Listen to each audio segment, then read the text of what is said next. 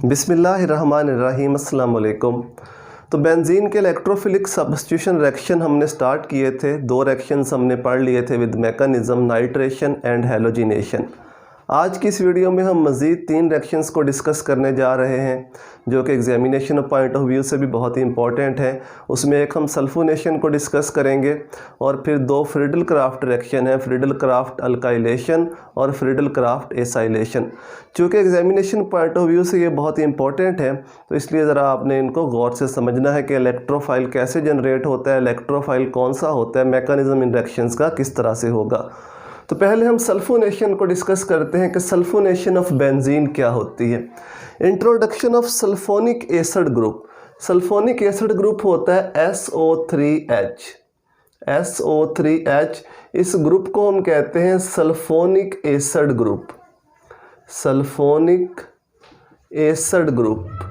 Introduction of sulphonic acid group on benzene is called sulphonation. अब इस group को benzene के ऊपर इंट्रोड्यूस करवाने के लिए हमें कोई ना कोई रिएजेंट भी चाहिए होंगे। तो आपकी बुक में जो मेंशन है इसके लिए हम कंसनट्रेटेड सल्फ्यूरिक एसिड को भी यूज़ कर सकते हैं। दूसरा उसने लिखा हुआ है fuming sulphuric acid. Fuming sulphuric acid. अब ये फ्यूमिंग सल्फ्यूरिक एसिड क्या होता है? ये मिक्सचर होता है SO3 का, SO3 एंड H2SO4। SO3 का H2SO4 के अंदर मिक्सचर होता है, उसको हम फ्यूमिंग सल्फ्यूरिक एसिड कहते हैं या इसी को ओलियम भी कह दिया जाता है। ओलियम अगर हम इसको इकट्ठा करके लिखें तो ये फार्मूला बनता है H2S2O7। इसको ओलियम भी कह दिया जाता है या इसको फ्यूमिंग सल्फ्यूरिक एसिड भी कहते हैं। तो SO3 के H2SO4 के अंदर मिक्सचर को ओलियम कहा जाता है। तो ये दोनों यूज़ किए जा सकते हैं। कंसनट्रेटेड सल्फ्यूरिक एसिड भी हम यूज़ कर सकते हैं या इसके लिए ओलियम को भी यूज़ किया जा सकता है या फ्यूमिंग सल्फ्यूरिक एसिड को भी यूज़ किया जा सकता है इस रिएक्शन के लिए। तो दोनों पहले हम जनरल रिएक्शन लिख लेते हैं। बेंजीन के साथ कंसनट्रेटेड सल्फ्यूरिक एसिड का रिएक्शन। सल्फ्यूरिक एसिड को आप इस तरह से लिख लो OHSO3H। सल्फ्यूरिक एसिड को ऐसे लिख लो समझने के लिए जस्ट। तो ये रिएक्शन होगा around about 80 degree temperature required होगा इस रिएक्शन के लिए। ये H यहाँ से सब्स्टिट्यूट होगा, निकलेगा यहाँ से, OH से मिलके वाटर बना देगा H2O और ये जो पूरा ग्रुप है SO3H यानी सल्फ्यूरिक एसिड ग्रुप, ये वहाँ पे जाके अटैच हो जाएगा जहाँ से ये H रिमूव हुआ है, हाइड्रोजन रिमूव हुआ है बेंजीन रिंग से। तो इस तरह से ये प्रोडक्ट बनेगी। यह दूसरा क्या है, हम फ्यूमिंग सल्फ्यूरिक एसिड को भी यूज़ कर सकते हैं। फ्यूमिंग सल्फ्यूरिक एसिड क्या है ये मैंने आपको बताया है। SO3 का मिक्सचर है किसके साथ? H2SO4 के साथ। इसको भी सेम इसी रिएक्शन के लिए यूज़ किया जा सकता है। तो इससे भी हम प्रोडक्ट बना सकते हैं यानी इंट्रोड्यूस करवा सकते हैं सल्फोनिक एसिड ग्रुप को बेंजीन के ऊपर। ये जो प्रोडक्ट बनती है इसको हम कहते हैं benzene sulphonic acid. Benzene sulphonic acid. Product के नाम भी याद रखने हैं क्योंकि बाय नेम भी कभी कभी वो क्वेश्चन पूछ लेता है। तो जो प्रोडक्ट बन रही है उसका नाम भी आपको पता होना चाहिए। तो ये मैंने जनरल रिएक्शन बता दिए। कंसनट्रेटेड सल्फ्यूरिक एसिड से या फ्यूमिंग सल्फ्यूरिक एसिड से किस तरह से रिएक्शन होता है, फ्यूमिंग सल्फ्यूरिक एसिड होता है क्या, ये भी मैंने आपको बता दिया। अब इसका मैकेनिज्म किस तरह से है, जिस तरह हम पहले मैकेनिज्म पढ़ते आए हैं 3 स्टेप्स के अंदर। पहले स्टेप में इलेक्ट्रोफाइल जनरेट होगा, वो बेंजीन के साथ रिएक्शन करेगा। फिर एंड वाले स्टेप में रेजोनेंस जो होगी वो रीगेन हो जाएगी यानी बेंजीन अपना प्रोटॉन लूज़ करेगी, रेजोनेंस रीगेन हो जाएगी। इस रिएक्शन में एक आध स्टेप एक्स्ट्रा हो सकता है। तो ज़रा गौर से आपने इसके मैकेनिज्म को देखना है। पहले स्टेप में सल्फ्यूरिक एसिड जो होगा, सल्फ्यूरिक एसिड जो हम लेंगे वो सल्फ्यूरिक एसिड इलेक्ट्रोफाइल को जनरेट करेगा। अब सल्फ्यूरिक एसिड यहाँ पे रिजेंट के तौर पर भी काम करता है और ये यहाँ पे कैटलिस्ट के तौर पर भी यही काम करता है। यानी सल्फ्यूरिक एसिड के मॉलिक्यूल ही आपस में रिएक्शन करके इलेक्ट्रोफाइल को जनरेट करेंगे जिस इलेक्ट्रोफाइल ने बेंजीन के साथ रिएक्शन करना है। थोड़ी डिटेल भी उसकी बताऊंगा आपको ताकि आपको बेहतर उसका जो अंडरस्टैंडिंग है वो हो सके। तो सल्फ्यूरिक एसिड के मॉलिक्यूल, 2 मॉलिक्यूल यहाँ पे हम यूज़ करेंगे सल्फ्यूरिक एसिड के। ये आपस में रिएक्शन करेंगे, ये जनरेट करेंगे SO3 sulphur trioxide, H3O positive hydronium आइन और HSO4 नेगेटिव। कुछ इस तरह से पहले स्टेप में ये दो आइंस बनेंगे और SO3 सल्फर ट्राइऑक्साइड बनेगा। जो हमारा इलेक्ट्रोफाइल है वो सल्फर ट्राइऑक्साइड है। सल्फर ट्राइऑक्साइड हमारा इलेक्ट्रोफाइल है। इलेक्ट्रोफाइल पार्शियली पॉजिटिव भी हो सकता है, फुली पॉजिटिव भी हो सकता है। इससे पहले जो दो हमने रिएक्शन पढ़े थे नाइट्रेशन, उसमें जो इलेक्ट्रोफाइल था उस पर फुल पॉजिटिव चार्ज था। उसके बाद हमने हैलोजिनेशन पढ़ा, उसमें भी जो इलेक्ट्रोफाइल था उस पर फुल पॉजिटिव था। लेकिन यहाँ पे ये वाला जो इलेक्ट्रोफाइल है ये न्यूट्रल है, इसके ऊपर कोई चार्ज नहीं है। सल्फर ट्राइऑक्साइड का स्ट्रक्चर इस तरह का होता है, SO3 का सल्फर ट्राइऑक्साइड। चूँकि ऑक्सीजन की इलेक्ट्रोनेगेटिविटी बहुत ज़्यादा होती है, ऑक्सीजन पे पार्शियल नेगेटिव और सल्फर पे पार्शियल पॉजिटिव, तो ये वाला जो सल्फर है ये इलेक्ट्रोफाइल के तौर पे काम करता है। तो इसलिए जो SO3 है सल्फर ट्राइऑक्साइड ये एक न्यूट्रल इलेक्ट्रोफाइल है। याद रखना है इलेक्ट्रोफाइल पॉजिटिवली चार्ज भी हो सकता है और न्यूट्रल भी हो सकता है। इलेक्ट्रोफाइल की डेफिनेशन क्या होती है कि इलेक्ट्रोफाइल के पास इलेक्ट्रॉन की डेफिशिएंसी होती है in term of full positive और in term of partial positive किसी भी चार्ज की फॉर्म में। अब ये होता किस तरह से है, एक्चुअली यहाँ पे इस स्टेप के अंदर सल्फ्यूरिक एसिड के मॉलिक्यूल्स आपस में ही एसिड बेस खेलते हैं पहले स्टेप के अंदर, इसको जनरेट करने के लिए, इस इलेक्ट्रोफाइल को जनरेट करने के लिए।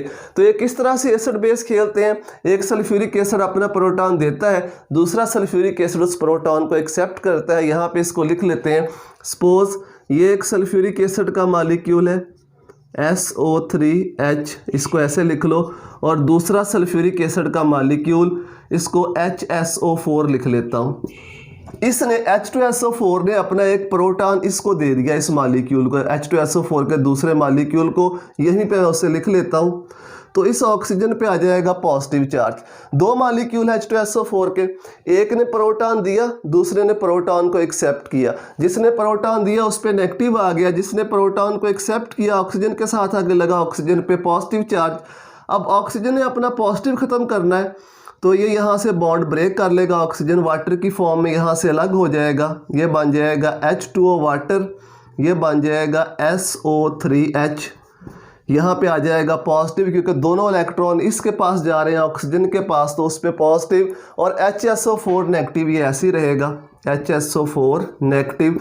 अब ये अनस्टेबल है, ये खुद को स्टेबलाइज करने के लिए क्या करेगा, यहाँ से इस प्रोटॉन को निकाल देगा। ये वाला प्रोटॉन, इस बॉन्ड के दोनों इलेक्ट्रॉन यहीं पे रह जाएंगे और ये वाला जो H है यहाँ पे आ जाएगा वाटर के पास, ये बन जाएगा H3O पॉजिटिव और ये बन जाएगा SO3, क्योंकि दोनों जो इलेक्ट्रॉन है वो SO3 के पास आ रहे हैं तो इसका पॉजिटिव चार्ज खत्म हो जाएगा, ये न्यूट्रल हो जाएगा, और HSO4 नेगेटिव। तो ये तीन स्पीशीज़ बनती हैं इस फर्स्ट स्टेप के अंदर जहाँ पे सल्फ्यूरिक एसिड इलेक्ट्रोफाइल को जनरेट करता है। तो इस तरीके से इलेक्ट्रोफाइल जनरेट होगा पहले स्टेप में, थोड़ा सा मैंने आपको बताया। फिर अगले स्टेप में ये वाला जो इलेक्ट्रोफाइल है ये बेंजीन के साथ रिएक्ट करेगा, बेंजीन के साथ इसका रिएक्शन होगा। इसको कार्बन नंबर 1 कर लो, इसको कार्बन 2, जैसा कि पहले मैंने आपको बताया हुआ है। SO3 को आप ऐसे इस तरह से लिखोगे, इस तरह से डबल बॉन्ड इसका ओपन करके लिखोगे। अब यहाँ से ये वाले जो पाई इलेक्ट्रॉन्स हैं ये अटैक करेंगे सल्फ़र के ऊपर, क्योंकि सल्फ़र पे पार्शियल पॉजिटिव चार्ज है, इलेक्ट्रोफिलिक सेंटर है, और ऑक्सीजन पे पार्शियल नेगेटिव है। जब ये अटैक होगा तो अब हमने कार्बन नंबर 1 का या कार्बन नंबर 2 का सल्फ़र के साथ बॉन्ड बनाना है। किसी का भी बना सकते हैं, कार्बन नंबर 1 या 2 का, ये पीछे मैं आपको बता चुका हूँ पहले। अब आपने यहाँ पे ये बात ज़हन में रखनी है कि सल्फ़र मैक्सिमम 6 कोवलेंट बॉन्ड बना सकता है, मैक्सिमम 6 बना सकता है। तो 6 इसके पहले बॉन्ड बने हुए हैं, 2, 4 और 6, ऑक्सीजन के साथ 6 बॉन्ड बने हुए हैं। जब यहाँ पे इनमें से किसी एक कार्बन के साथ सल्फ़र बॉन्ड बनाएगा तो यहाँ से उसे एक बॉन्ड कम करना पड़ेगा, बॉन्ड तोड़ना पड़ेगा। जैसे ही बॉन्ड बनेगा कार्बन नंबर 1 या कार्बन नंबर 2 के साथ सल्फ़र का, तो यहाँ से एक बॉन्ड ब्रेक हो जाएगा। सपोज इस ऑक्सीजन का ब्रेक हो गया, ये दोनों इलेक्ट्रॉन यहाँ पे ऑक्सीजन के ऊपर शिफ्ट हो जाएंगे, ऑक्सीजन पे आ जाएगा नेगेटिव चार्ज। अब देखो नेक्स्ट स्टेज में जो इंटरमीडिएट प्रोडक्ट है वो कैसे बनेगी। यहाँ वाला पाई बॉन्ड, यहाँ वाला पाई बॉन्ड, यहाँ से अटैक हुआ कार्बन नंबर 1 के साथ SO3, इस ऑक्सीजन पे आ जाएगा नेगेटिव चार्ज, क्योंकि ये बॉन्ड टूट के इलेक्ट्रॉन ऑक्सीजन के ऊपर शिफ्ट हो रहे थे, तो इस ऑक्सीजन पे आ जाएगा नेगेटिव चार्ज। तो कुछ इस तरह की स्पीशीज़ बनेगी इस स्टेप के अंदर, और इस कार्बन वाले हाइड्रोजन को भी यहाँ पे शो कर दो, क्योंकि नेक्स्ट स्टेप के अंदर हमने इसको रिमूव करना है इस प्रोटॉन को, तो यहीं पे इसको शो कर देते हैं। तो यहाँ पे इस बात का ख्याल रखना है कि जैसे ही अटैक होगा सल्फर का बॉन्ड बनेगा कार्बन के साथ, तो एक ऑक्सीजन पे नेगेटिव आ जाएगा, एक बॉन्ड तोड़ना पड़ेगा, जो बॉन्ड टूटेगा इस ऑक्सीजन के ऊपर आ जाएगा नेगेटिव चार्ज। अब नेक्स्ट स्टेप में फिर इसे ऐसे ही लिख लो इस तरह से, ये मैंने आपको समझाने के लिए लिख दिया, आप इसको आप ऐसे भी लिख सकते हो SO3 नेगेटिव, ऐसे भी इसको लिख दो, आपको समझा दिया कि ये नेगेटिव चार्ज आता कैसे है। और यहाँ वाला प्रोटॉन H, इसको लिख लो, इस प्रोटॉन को अब निकालो यहाँ से, ये रिमूव होगा यहाँ से प्रोटॉन, ये दोनों इलेक्ट्रॉन वापस रिंग के अंदर आ जाएंगे और रेजोनेंस रीगेन हो जाएगी, जो पाई बॉन्ड ख़त्म हुआ था वो दोबारा बन जाएगा, रेजोनेंस रीगेन हो जाएगी। और SO3 के ऊपर कौन सा चार्ज है, नेगेटिव चार्जेस साथ साथ लिखते जाना, इसको भूलना नहीं है। जहाँ पे चार्जेस ख़त्म होंगे वहाँ पे ख़त्म करना है, जहाँ पे नहीं ख़त्म होंगे, जहाँ पे लिखने हैं वहाँ पे साथ साथ लिखने हैं, वरना इसके नंबर कट जाते हैं अगर चार्जेस ना लिखे हों। तो प्रोटॉन रिमूव हो गया H पॉजिटिव की फॉर्म में, ये H पॉजिटिव की फॉर्म में ये वाला प्रोटॉन रिमूव हो गया। इसको डायरेक्टली इस HSO4 नेगेटिव के साथ मिला दो, यहीं पे HSO4 नेगेटिव के साथ ये मिलेगा, HSO4 नेगेटिव के साथ, तो ये बन जाएगा H2SO4। तो इसके साथ आपने H2SO4 ही लिख देना, ये वाला लिखने की ज़रूरत नहीं है, चलो लिखा रहने देता हूँ। तो SO3 नेगेटिव और H2SO4 बन गया। अब SO3 नेगेटिव और ये वाला हाइड्रोनियम आइन, SO3 नेगेटिव ये वाला जो बना है आइन और ये वाला आइन, ये आपस में प्रोटॉन यहाँ से यहाँ पर शिफ्ट होगा, यहाँ से प्रोटॉन यहाँ पे शिफ्ट होगा। तो इन दोनों को लिख लो, पहले ये लिख लो SO3, इसके ऊपर कौन सा चार्ज है नेगेटिव, और इस हाइड्रोनियम आइन ऑक्सीजन के ऊपर कौन सा चार्ज है पॉजिटिव। तो यहाँ से एक प्रोटॉन शिफ्ट होके आ जाएगा यहाँ पे, इसका नेगेटिव ख़त्म हो जाएगा, इसका पॉजिटिव ख़त्म हो जाएगा, क्योंकि प्रोटॉन आ रहा है अपने इलेक्ट्रॉन छोड़ के आ रहा है, ज़ाहिरी बात है इस पे पॉजिटिव चार्ज होगा। यहाँ पे आके ये एक इलेक्ट्रॉन ले लेगा जो एक्स्ट्रा है, तो इसका नेगेटिव ख़त्म हो जाएगा, यहाँ पे पॉजिटिव ख़त्म हो जाएगा, तो फाइनल प्रोडक्ट बन जाएगी। जब प्रोटॉन शिफ्ट होकर यहाँ पे आएगा तो ये बन जाएगा SO3H, यानी बेंजीन सल्फोनिक एसिड बन जाएगा और साथ वाटर बन जाएगा H2। तो यही प्रोडक्ट बनती थी। यहाँ पे हमने जो रिएक्शन लिखा था जनरल रिएक्शन कि वाटर बनता है और साथ बेंजीन सल्फोनिक एसिड बनता है, तो बेंजीन सल्फोनिक एसिड बनेगा और साथ वाटर बनेगा। ये एक स्टेप इसमें आपको एक्स्ट्रा लिखना पड़ेगा क्योंकि ये चार्ज स्पीशीज़ है, तो ये न्यूट्रलाइज होने के लिए प्रोटॉन यहाँ से शिफ्ट होकर यहाँ पे आ जाएगा। इनको आपने इस रिएक्शन को आपने एंड पे लिख देना है, जो प्रोटॉन ट्रांसफ़र होता है, प्रोटॉन शिफ्ट होता है। तो इस तरह से सल्फोनेशन रिएक्शन कंप्लीट होगा।